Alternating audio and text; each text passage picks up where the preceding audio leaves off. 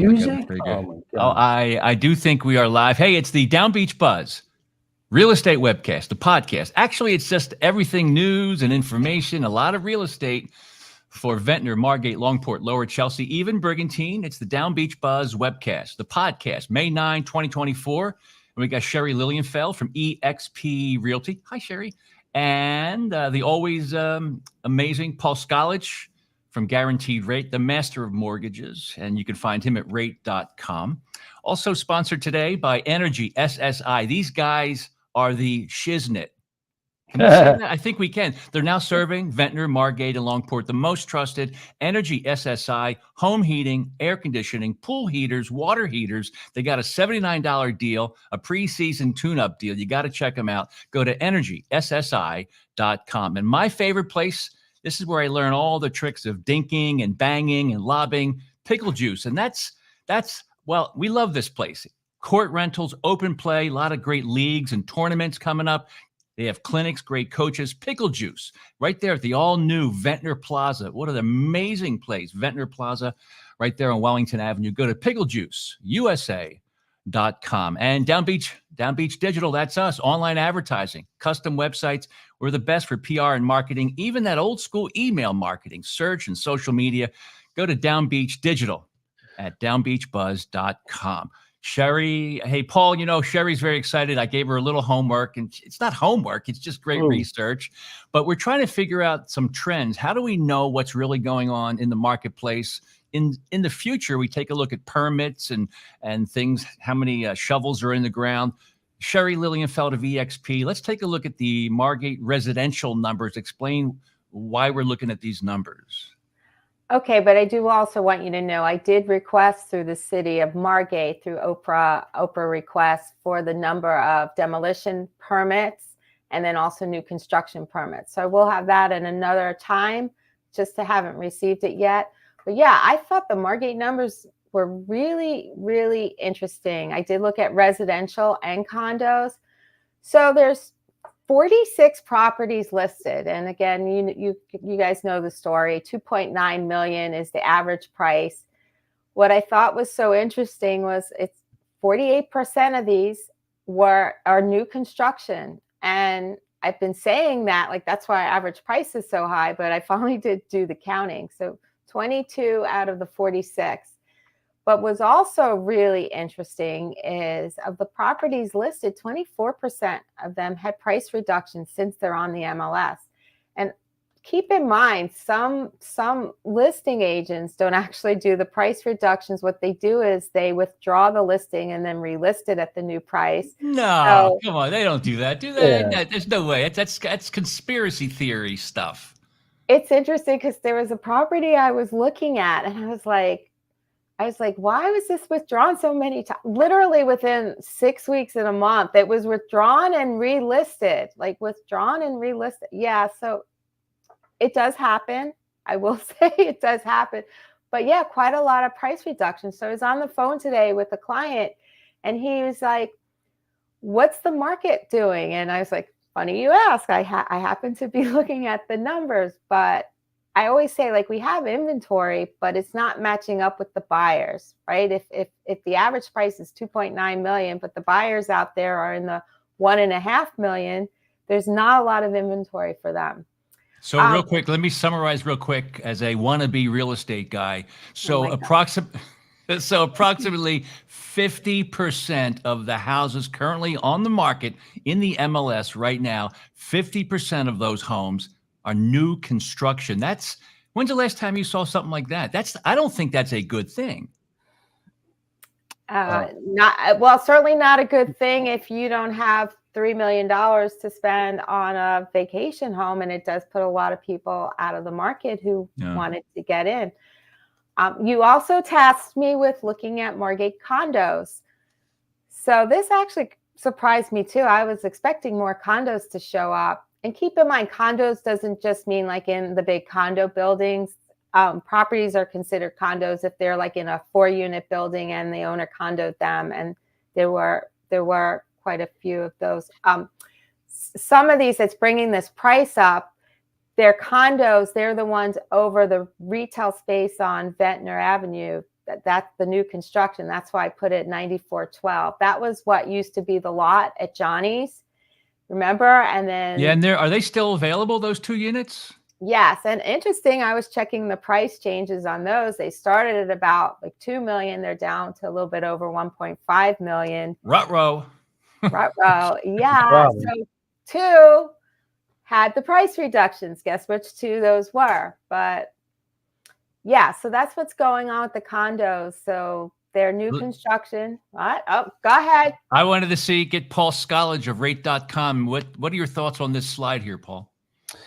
One of the things that you said that is interesting is the fact that all the new construction, well, as a buyer, it's better for buyers because now there's less competition because you're only competing with a builder. What happens when you're doing on a pre-existing sale, there could be multiple borrowers or buyers going in on one property, and that's when things start to get crazy. I mean, it's over asking, it's this, it's that. So to have that many new construction, there's 2 sides of it. I see the good side of it. It gives buyers more opportunity to not have to compete.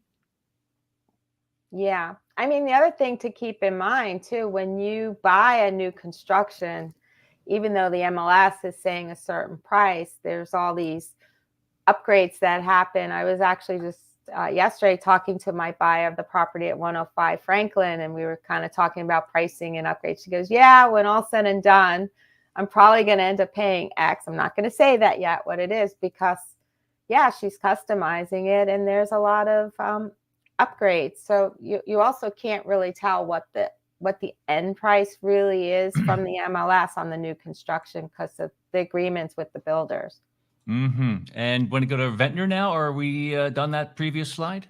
Sure. Yes, we are. So Ventnor, look, only 38 properties listed. Oops, I see I had a little typo. 1.9 million is the average price. Only about, a little less than 20% of new construction, 7 out of the 38, and only 16% are price reductions. So Ventnor is a little more, I'll call it more of a normal market where it's not so heavy weighted on the new construction, but still there's a good amount of new construction, but really low inventory. I mean, only 38 houses.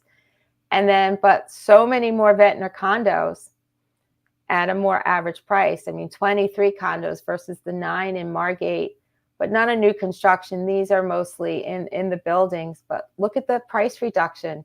44% of those price reductions. And I think the reason for that, and Paul can chime in here, is a lot of these condos, ever since the buildings collapsed, and there's a lot more assessments and capital improvement projects, though. So the condos are really, and guys like Paul, do you guys digging into those numbers? Do they have reserves? Does that play a role with your research?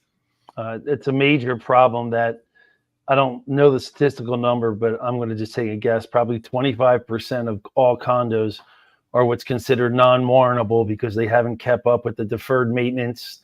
They haven't kept up with their budget requirements. It's more and more difficult, which in turn then pushes that listing to now basically only a cash buyer, right? A cash buyer. And now that cash buyer has an opportunity to beat up the seller. We're seeing it, especially in Philly where we do a lot of business. It's condos are a challenge right now.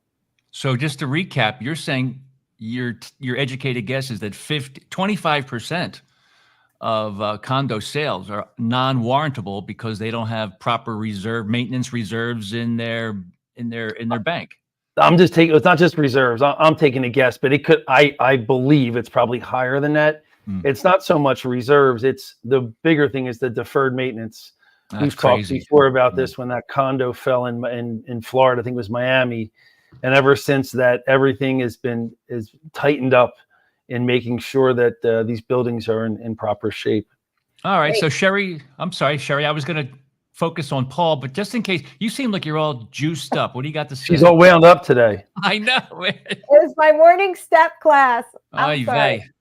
So Paul, like maybe you could just cover, there's a questionnaire that an HOA has to complete for a condo to get a mortgage. So maybe Paul, you could just cover some of those questions. Yeah. So every condo that's greater than 4 units not just we, just about all lenders, in order to sell a loan to Fannie Mae or Freddie Mac, require a condo questionnaire to be answered. I don't know exactly how many questions are on there, but some of the questions are, the first one is how many investors are investors to owner occupied, how many units are owned by more than one entity in the building, how many units are behind or delinquent on their HOA fee, is there any litigations at this time?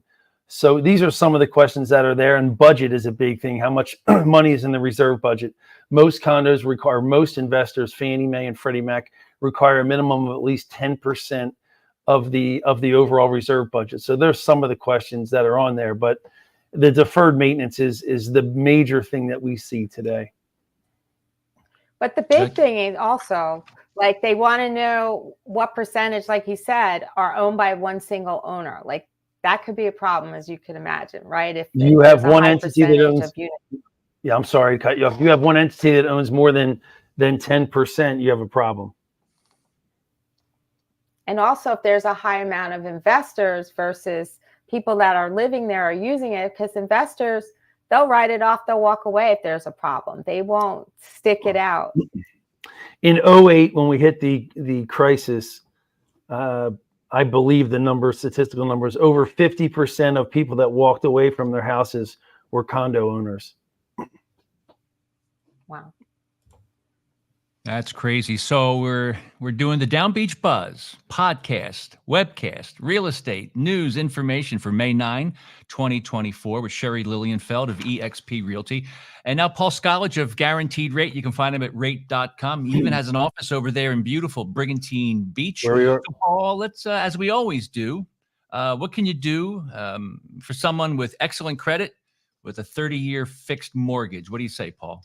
Let's talk a little bit about rates, but we'll get into right now that what's controlling everything. And every week or every other week that I sit up here, I feel like it's a kind of a broken record, because one week it's this, the next week it's that.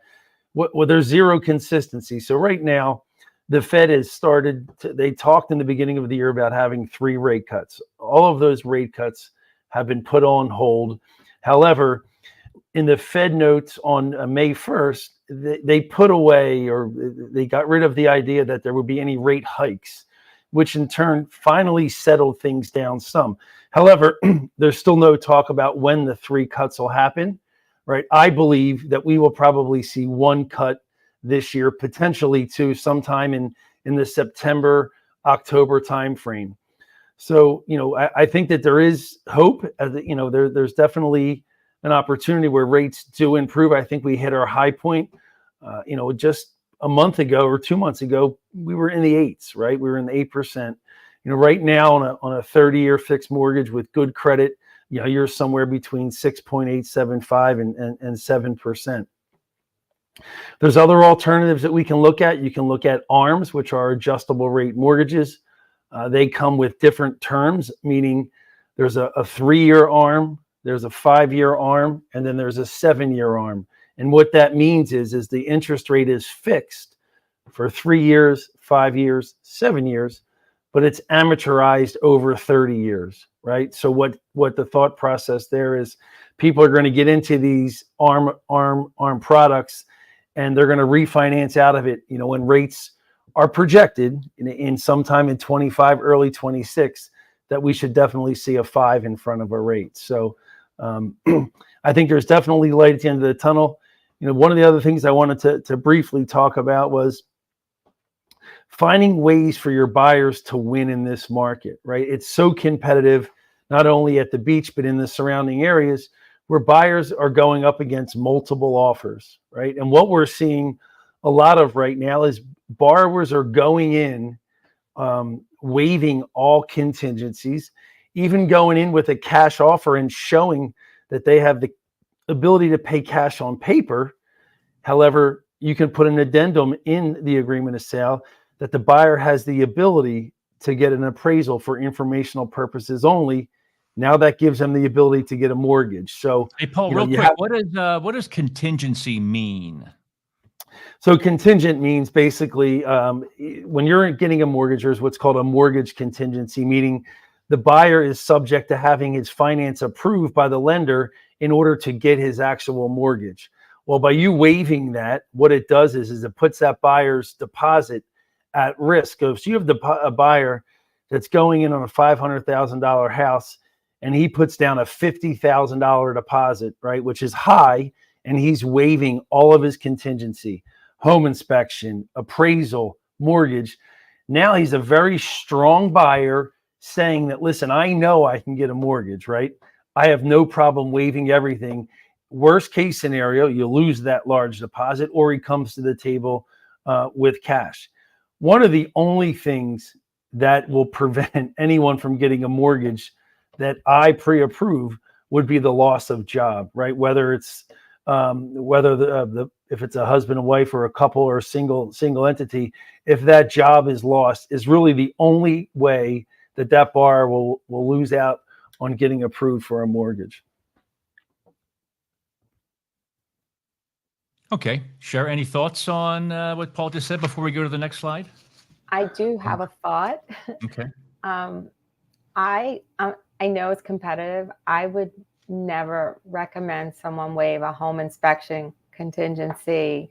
It's a super big investment, and there could be major problems. I was at Triple Play, and I hear stories, and I heard a story about like these people bought a house and then they were sleeping in it, and then they were hearing all this noise in the walls, and it was infested with snakes, like in the walls. Like they literally had to tear down the house. And this was like one of the presenters. He had bought this house, it's like there's just so many things. I'm just saying, I know it's competitive, but you want your purchase to be a happy thing. You don't want it to be a nightmare for you. And it could be a nightmare. Well, what if there was like mold what if there was flooding and it was all wet and all the insulation was wet? There's just a lot of things. I just never would recommend waiving the home inspection contingency. I mean, maybe you could say we want it and we could cancel the deal, but we're not going to ask the seller to do anything. But they should still have that knowledge. I mean, I couldn't agree more. I'm in a position where people ask my opinion. I would advise absolutely always get a home inspection, right? But this market where they have to go outside of the box, and now they have these inspectors that do a walkthrough during the open house. I mean, what visually can you see by doing something like that? So I couldn't agree more, especially if a first-time home buyer that goes out there and gets a house, and all of a sudden every one of their dollars are into the transaction. They get into the house, and now they got to spend money to fix something. So I agree. I was just putting out there some of the strategies that people are doing right now. I'm just saying that's not something I would recommend. I agree. But all right, guys. So any more final thoughts there, Paul? I'm going to rock and roll, but I you're done? Okay, you're going to bail? Okay. But the most important question, Paul, I need a fishing report update, because Brigantine is one of the best places for fishing, and that's the reason why I lived there for 30 years. My dad goes, we got to go to Brigantine. It's all about fishing there. What's the update on Brigantine? Plenty of stripers off the beach right now, plenty of drumfish. My buddy yesterday actually did really well in Wreck Inlet, catching plenty of fish. So get out there and catch them if you can. And you and Johnny X, that crazy guy over there at Ducktown, you guys are just hauling them in, aren't you? Haul them on in. Good old Johnny X. So make sure you say hi to Tex for me, okay? Or Johnny the Genie or whatever, and Party Marty, the whole gang. Marty, well, you guys all be good. Thank you very much. All right, Paul. Very good, sir. All right, sir. Bye, Paul. All right, that's Paul Scollage. Paul Scollage from Guaranteed Rate. That's rate.com. You can find him there. He even has an office, not only in Philadelphia, but in Brigantine, beautiful Brigantine Beach as well. So, sure, we love this guy, Todd Sachs. He's a broker, realtor in Maryland, right outside Washington, D.C. He's a very unique market. He does a podcast a lot, Sachs Realty, up on YouTube. And this is right up your wheelhouse as of late. This one's all about, it's 3 minutes long. It's all about adequate and appropriate pricing of new construction. Things like, he just says it straight up, this guy, Todd Sachs. I'm going to show it to you in a moment. Let me bring up that slide. Here is it. There we go. So he's talking about that there's inflation, there's inflated prices, and sometimes we don't really know what the when you're doing comps and competitive analysis between one house and another to put a price tag on it. There's a lot of moving parts. So Todd Sachs, we'll watch the video. He's talking about add-ons and compensation and buying down the rate and upgrading your kitchen. That could all manipulate what the house price is on the market. Consideration, concessions, compensation. Here's the clip. I'm going to shut my mouth. You're going to watch this, Sherry, and then you're going to chime in. This is right up your alley. You ready? Mm-hmm. Are you sure? Yes. Okay. Here we go. So you'll turn off your mic and here we go. A lot, Dave, of states like Texas, for instance, they don't show sold prices. Yeah. Prior sold prices on the MLS or like Zillow or Realtor.com. They eliminate that. Why do you think they do that? I'm not sure. I mean, to me, I think the Carolinas are like that. I'm trying to think of a Carolina deeds. When we do deeds in Carolina, we don't put the contract price in the deed. You set a separate certification, which is, I guess, how they assess the properties. But so you don't skip that. Well, you're not going to skip that. Right. You don't forget the tax assessor. You're not saying skip that. Right. But it goes back to, I think, what I said. Transparency. Why not? If you have to be transparent with your buyer and your seller, and the consumer's got to be transparent with the title company and the lender, why aren't the entities that are running this transparent? Well, that makes them use a realtor. Because maybe not. The way to get the comps for them would be for the realtor to have that private access to the MLS, which is where they can find out what the comps are, because the public can't find that out necessarily on their own. I mean, in Maryland, you could pull the deed. It would have the consideration in the deed, and a vast majority of states do it that way. But you wouldn't know about the concessions or the real estate commission. Right.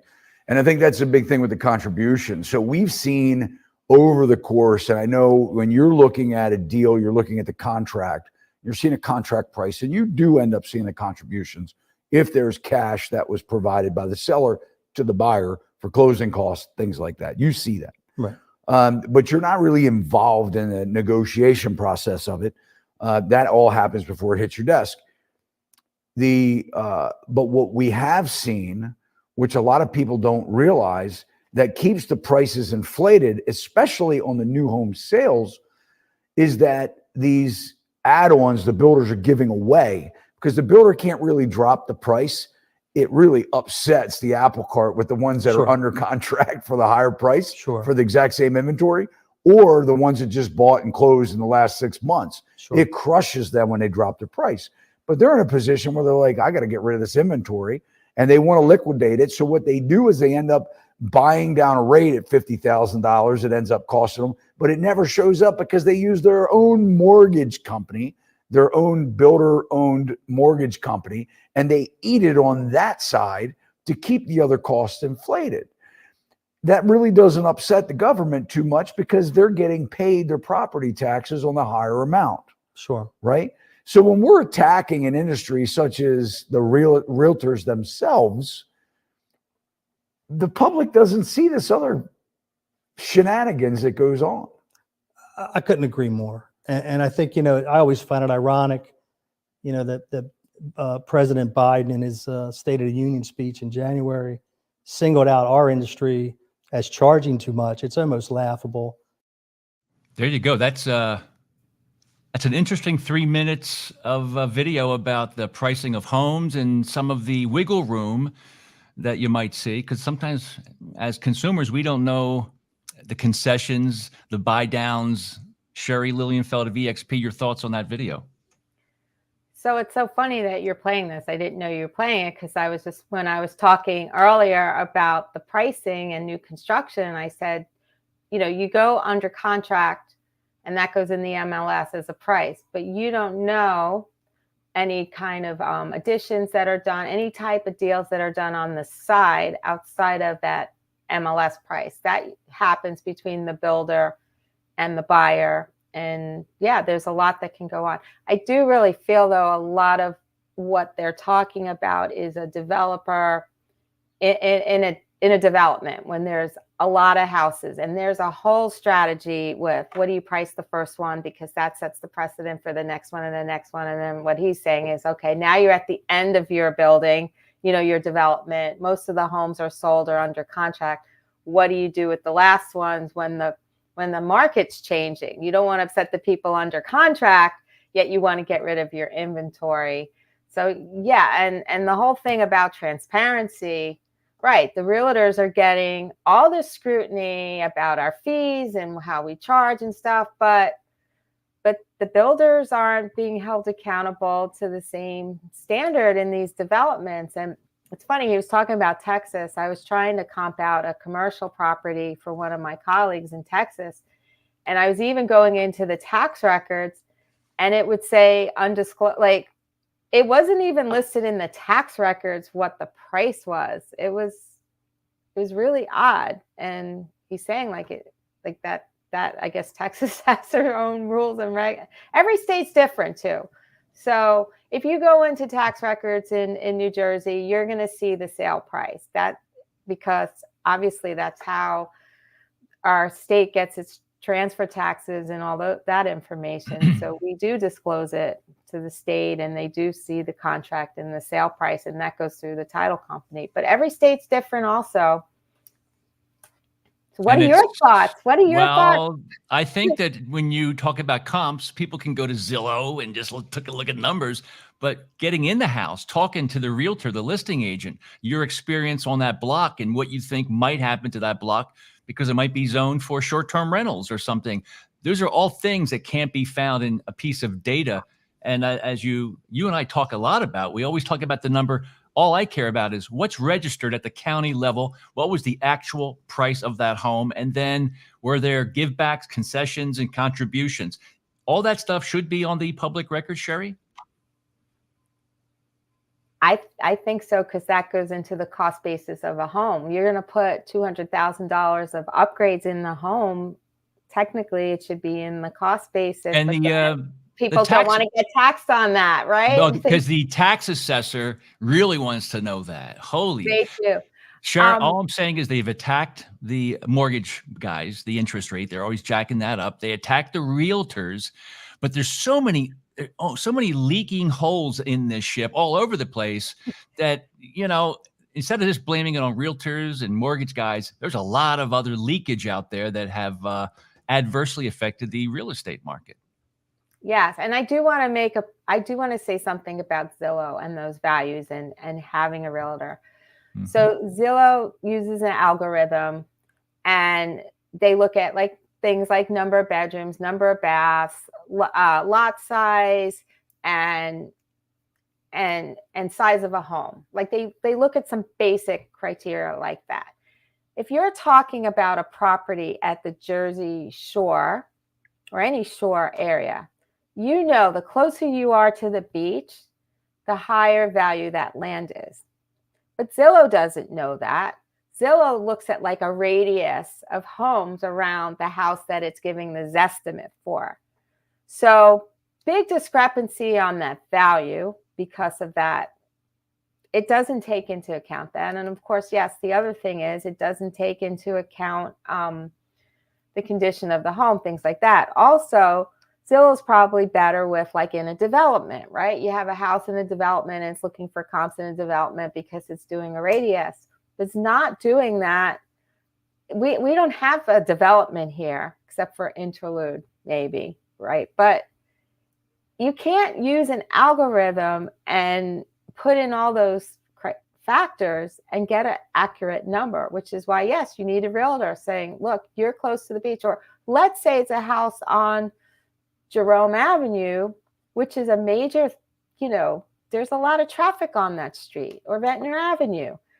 That's a lot different than being a house the next street over where you don't have that traffic. So Zillow can't account for that. So yeah, I'm doing a plug here for a real live realtor to represent you in your transactions, and Zillow has a limit on what it can do for you. All right. Very nice. So the next topic on the Down Beach Buzz Real Estate Podcast was Sherry Lilienfeld of eXp Realty and Paul Skolage of guaranteed rate. You can find them at rate.com. Oh, Sherry. Oh, Sherry. Oh, how come you don't play that song? Because Oh, I'm trying to remember. I do remember. So coming up on May 15, there's a very special planning board meeting in the beautiful city of Margate, and it's all about, Sherry, it's all about this property, the Sunrise Tequila Bar, a beautiful property Yeah, when it looked right. like this, but it doesn't look like that now. Sherry, and real quick, I'll just show you a couple of pictures.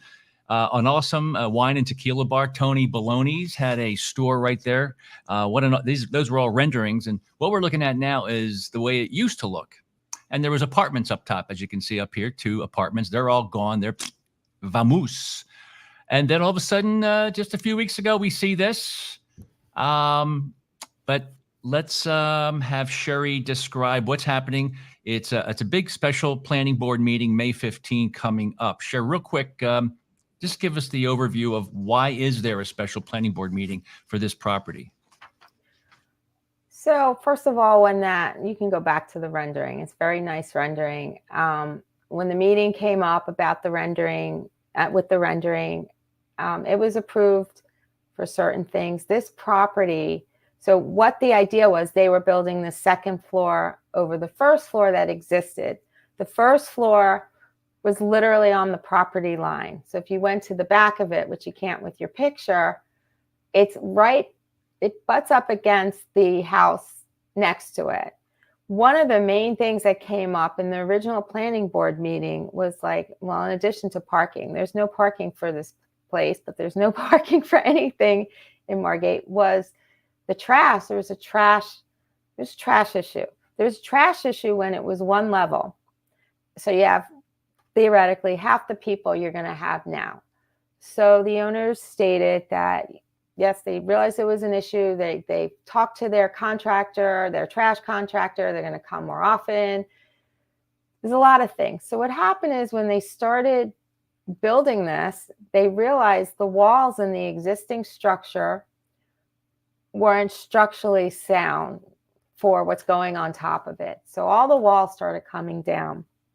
Well, once the walls start coming down, it's like, now you got to clean the slate and start all over. If your walls are, the whole premise of the original zoning was they were building on top of the existing structure. Well, that existing structure is replaced. So you see all those walls there, those are all brand new walls. And they're very structurally sound walls. They put those beams in, you can see the beams. So they made it more structurally sound, but everyone's like, whoa, whoa, whoa, whoa, whoa. Like, you took all the walls down. Now, like, let's look at the trash situation, or let's talk about some of these other things. And so they're basically going back, I think, as if they're going for the first time. Wow. All right. So May 15. Yeah, May 15 is the big date. That's where, if people want to chime in, even if you don't live in the neighborhood, you should show up, because this could happen anywhere at any time. Before you know it, there's something different in your neighborhood or right next door to you. A lot of this stuff happens in the off season by coincidence. Who knows? But May 15, special planning board meeting. I'd highly recommend that everybody attend, because it's not just about this property and not just about this neighborhood. It could happen anywhere. And the other thing that I think people need to be aware of is, the Margate commissioner meetings and the planning board meetings are not, you're not able to participate with comments. You could listen, but you can't, there's no Zoom. You can't really see what's going on, and you can't comment. I really feel like, look, Margate, I believe the number is 5,000 people in Margate are full-time residents. So if these meetings are going on and you own here, but you don't live here, unless you're going to take the drive, you really don't know what's going on, or you don't have a say in what's going on. And I would encourage people to go to the commissioners meeting during public comment and say you want the meetings to be live on Zoom with comments. There should be transparency here with what's going on.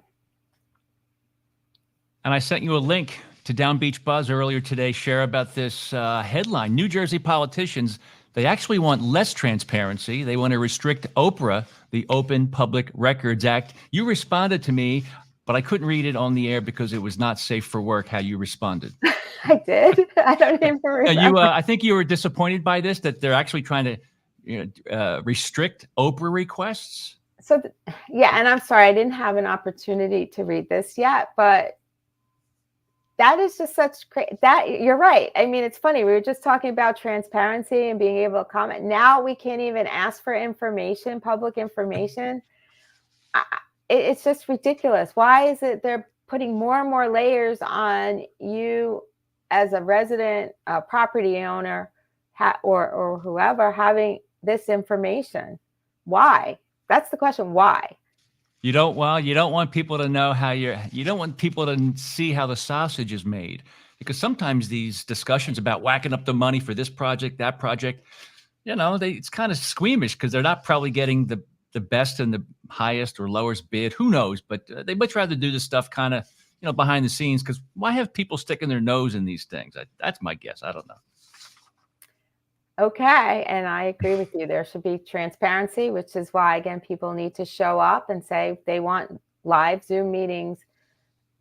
Look, I own properties in Florida. They have live Zoom meetings for property owners there. It's not a problem, and you can do it safely and efficiently. Yeah. So let me do my recap. Atlantic City does it perfectly. Live video. You can rewind it. You can watch it later on YouTube. You can publicly remote comment. Atlantic City does it. Atlantic County does it the right way. Live video streaming. If you miss it, you watch it on YouTube the day later. You can zoom in with your comment. So Atlantic County does it. Even Ventnor does their commissioners meeting very well. They don't do planning board. And there's a reason for that, because the planning board is where all the hot action is. But Ventnor Commission, they do a great job with live video streaming and remote public commenting. Brigantine has tried to get better at it, but it used to be pretty bad over there, but a hell of a lot better. And one more final point. In the beginning of meetings where they say, well, we followed all the rules and we posted this legal notice in the Press of Atlantic City and the Star Ledger and the Camden County Courier Post. I'm like, who the hell reads that? Even the Press of Atlantic City, even if you did subscribe to it, all 7 of you, it's behind a paywall. So what they don't want to do, Cher, can I tell you a secret? They don't want to do the simplest thing, and that is when you get legal notices out or public notices that you have to put out legally about development or whatever, you got to use the email system. Hey, subscribe here, give us your email, and when there's a new legal notice, you'll get it. They don't want to do that. They don't want to do that because it's too simple, it's free, and everybody would know what the meeting was about tomorrow night, and they might show up, God forbid. All right, Cher. Wait, can I give I do want to give a couple of shout outs to Margate. Yes. A couple of things that I just learned and I was very excited about. First of all, what's my nickname? Permeable Sherry? Sustainable Sherry. I was close. Right. So, and I actually do go to these meetings. It's interesting. I started going about in October because I wanted to discuss the contamination ordinance for contractors. And then I found these meetings actually very interesting. You do learn a lot about what's going on.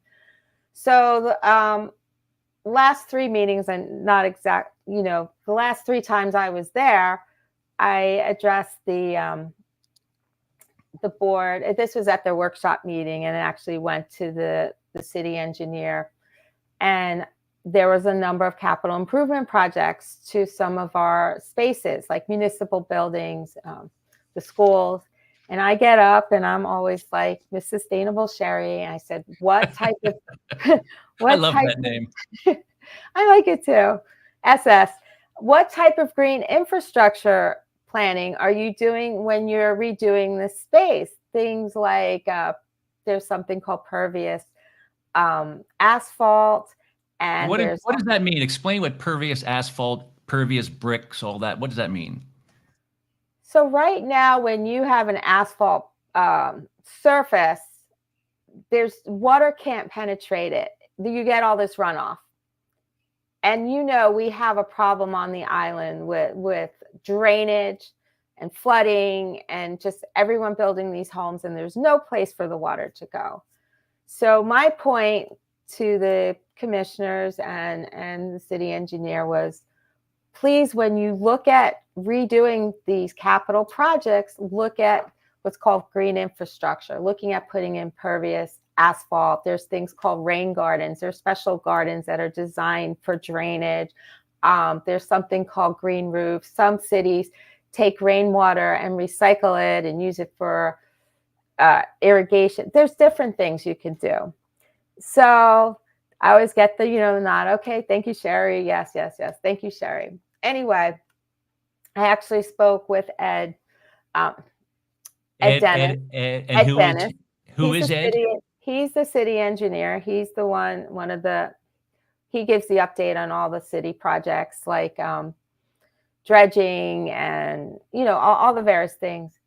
And he said, Sherry, we're going to do pervious asphalt when we do the walkway in the Sigmund Rim recreation area. I was like, oh my God, you made my weekend. I'm so happy. I was like really happy because, you don't want to feel like you're talking on deaf ears, but he totally gets it. And he said, we do really try, as long as it's feasible and we could do it, we'll do it. And he says, yes, we're putting in pervious asphalt in that new walkway. Apparently there's stone there and it's not safe, all I heard was, oh, we're putting in asphalt. I'm like, you're doing asphalt like you're replacing stone, which is pervious. That's another big win for Sherry Lilienfeld because you made an impact with the unsafe kind of plasticky, kind of dangerous for you work sites. You got that win, and now this one looks like you're going to get some pervious surfaces during capital improvements with Margate properties. Is that how I understand it? I'm hoping. I mean, this was the first one I heard about. I asked Ed to just keep me updated, with future ones, because yes, it's very exciting for me. And I think the city should get some recognition for that because, they obviously are now thinking bigger than, oh, we got to just, replace this walkway. Let's do it right. So I was really excited about that. One other thing. So I hear Thursday, they're supposed to be signing off on the resolution regarding offshore wind and taking a stand on offshore wind.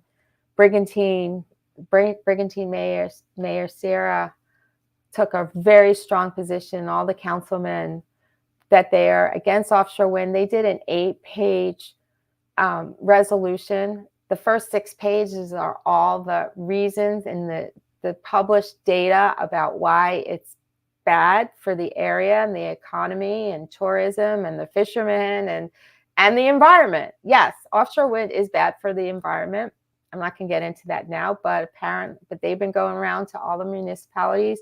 There's 23 of them in Atlantic County, and supposedly Margate is going to be signing off on that resolution Thursday. At least that's what Mayor Collins mentioned last night at a meeting I was at. So very exciting. Great. Yay. That's right. So yes, I'm in a good mood. I'm in a good mood. I'm also, I know.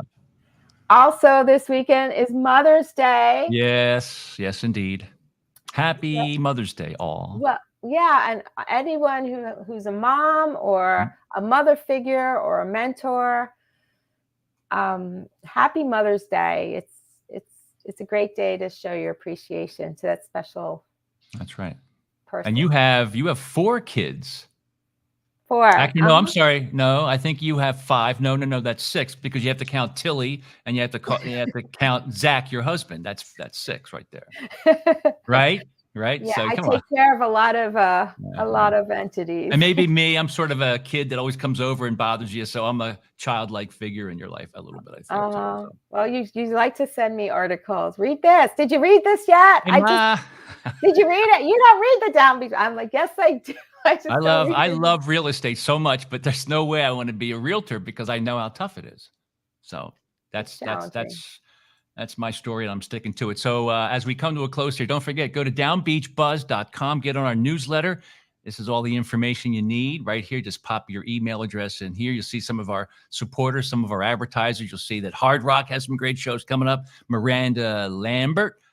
I did a story here on the Stockton 2024 Summer Business Shorecast, and the only guy up there was Mark Colazzo, a developer, big Tennessee Avenue guy. He's the only guy that just says uncomfortable things, the truth about what's holding Atlantic City back.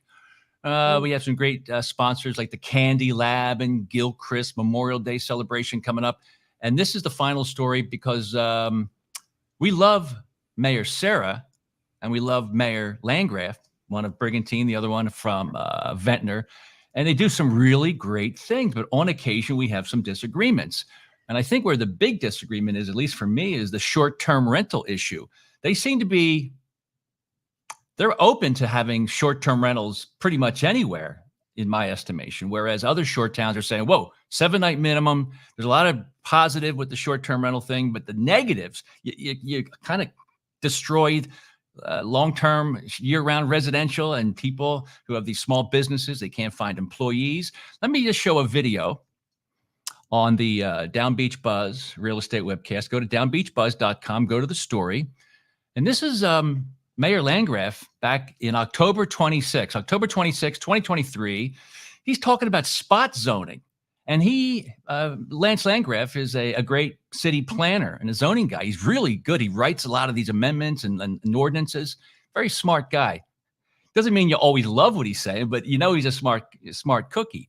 But here he is. I want to show you a video, a couple-minute video. He's at the Ventnor Commissioner meeting of October of 2023, and he's talking about how Brigantine is having a challenge with 8-bedroom McMansions, and he's going to change the zoning so that you don't have to adhere to local parking ordinances, kind of like it's called spot zoning. It's amazing at what I'm hearing him saying. Maybe he misspoke.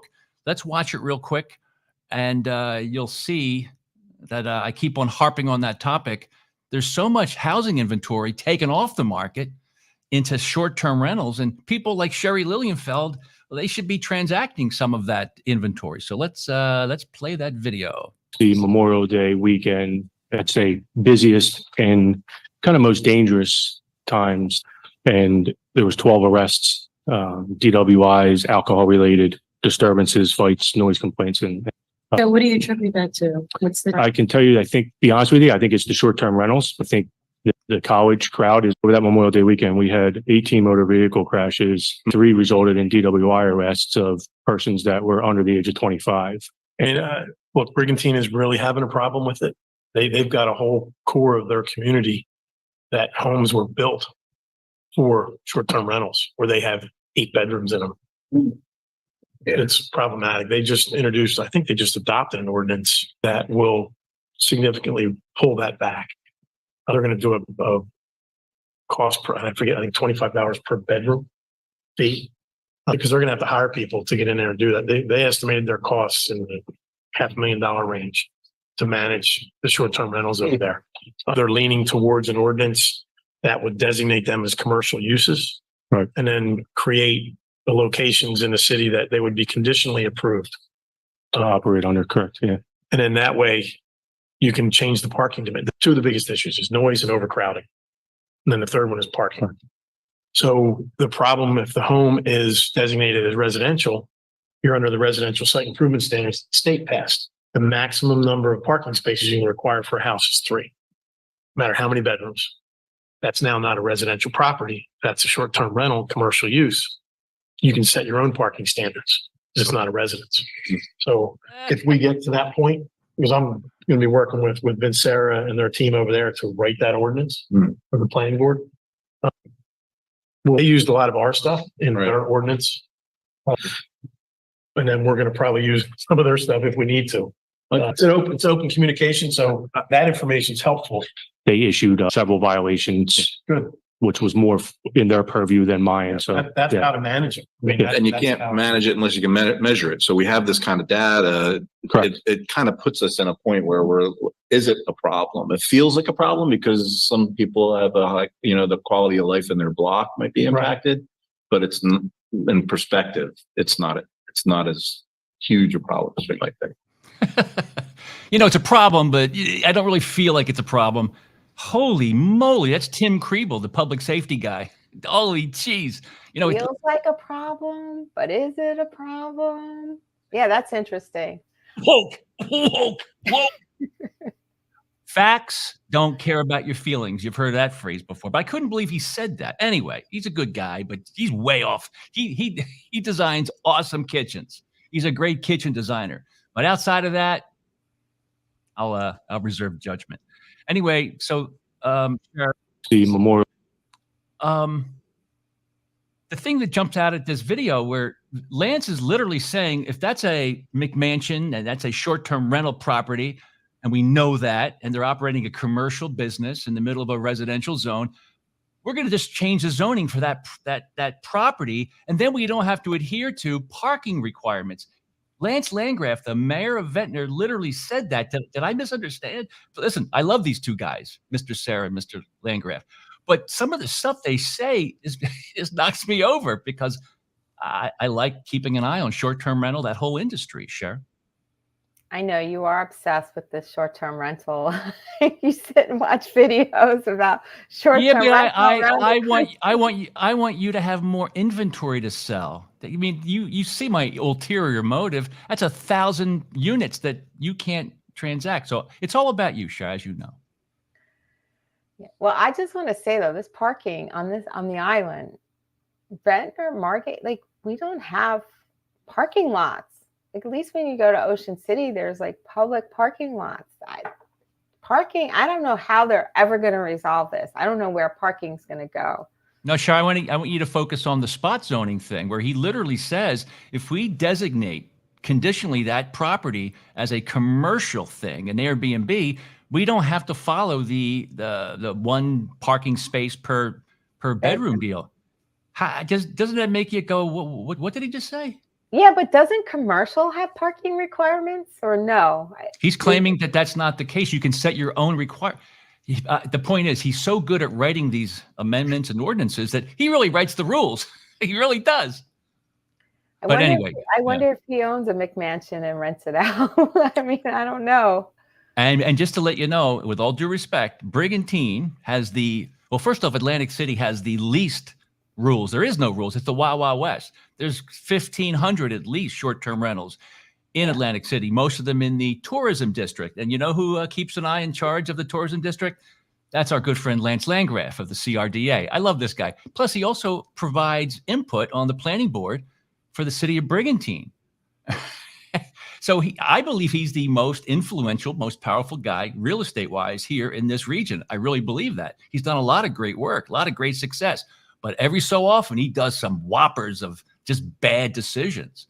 And but that being said, the spot zoning thing, and he said it best. He says it all the time. These are commercial properties operating in a residential zone. That sounds like a lawsuit to me, but I'm just a podcaster. I'm just a podcaster, ex shock jock. So what do I know? And stirring the pot, as you like to do. That's okay. Somebody has to. But for the most part, I mean, every time I go up to the Ventnor Plaza, I go, holy jeez, this place is awesome. It just, what a turnaround. Amazing. Yeah. I can't believe that the previous owner didn't do a lot of this because they were an experienced retail owner. Like it wasn't just some like one-off property they had. They owned multiple retail properties. Why they didn't invest in it and do what's happening now? I mean, what's happening now is great. And if I can, Cher, can I show you just a couple of small clips here of outside investors, speculators, chastising Mr. Landgraf? What are you doing? You shouldn't have any rules. I got to come in here and make money off your neighborhoods. These are the guys buying up lots of properties. And just like when you get angry when you see a whale up on the shore or you see pile driving out in the ocean, just destroying the environment, gets you really fired up, does it? You get attached. But when I see real estate along the Jersey Shore being utilized for, they got to be more transparent, because I always ask the question, what's the industry? What's the number one industry along the Jersey coast? Always people say it's tourism. Not really. It's real estate and real estate related services. So let's watch this clip from May 25 of 2023, a little over a year ago. Check this out. I currently manage 5 units here in Ventnor. Okay, so I mean, I can just tell you, because I do this in all over the country.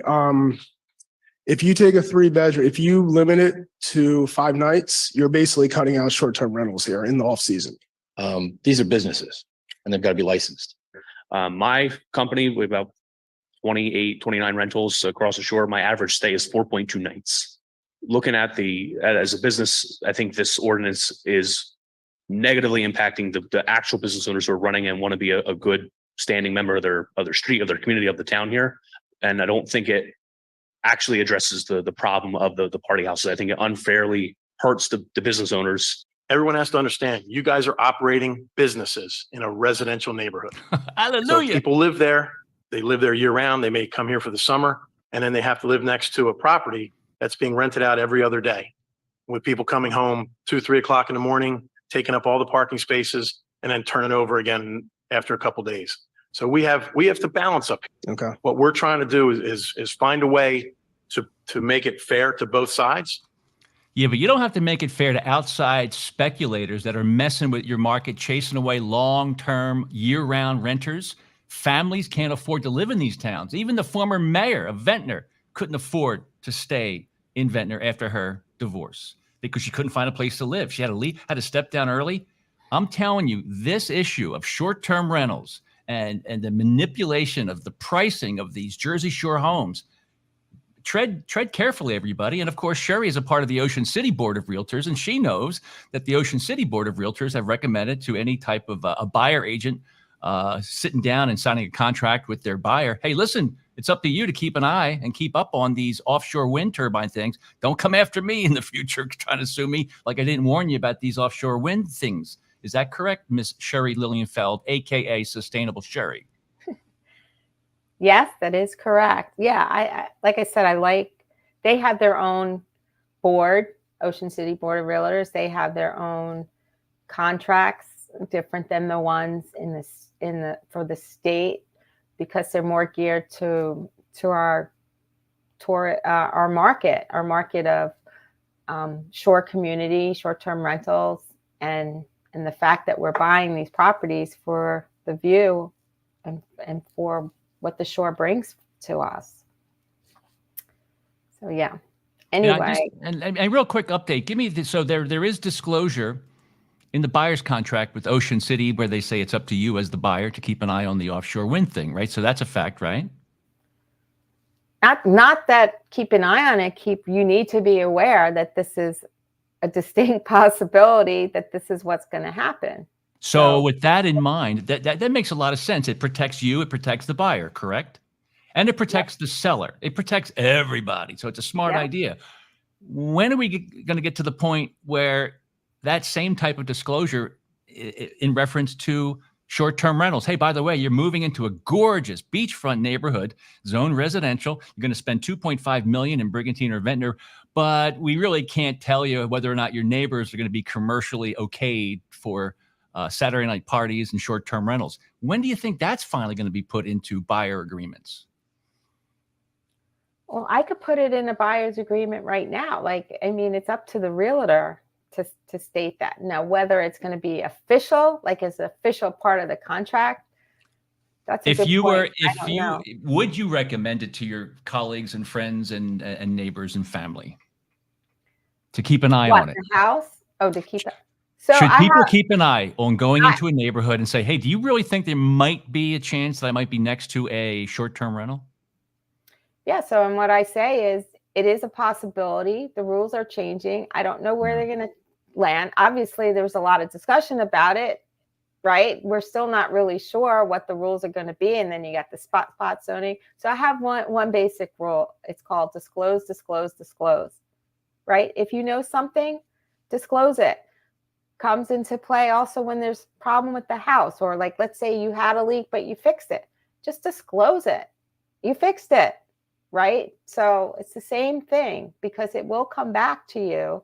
Someone finds out, or a neighbor says something, it's going to come back. So yes, I think it's very important to disclose that information. How common is litigation with real estate deals, with personal small-time real estate deals? How common is it?